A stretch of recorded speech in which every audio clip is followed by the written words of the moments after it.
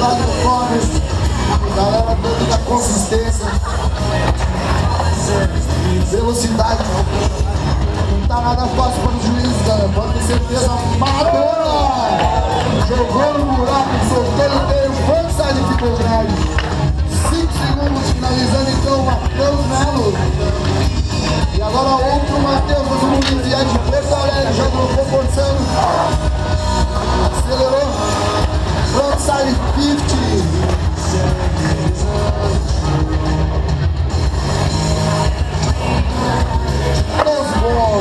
Passando pelo Calongo.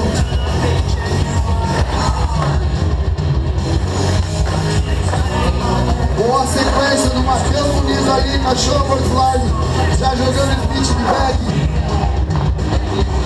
10 segundos, jogou, pode frontside. Finalizando então, uma salva de palmas aí, Matheus Muniz. Vai na hora de novo agora, Caquinho, vamos lá, Vi. Backside, já passou o Calongo segundo na base. Acertou, sabe? Que gol.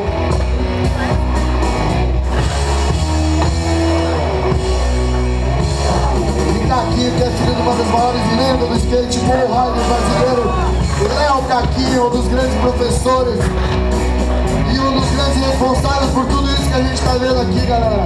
União Skate Surf Rock and Roll. 10 segundos, Vi. Socorro inteiro.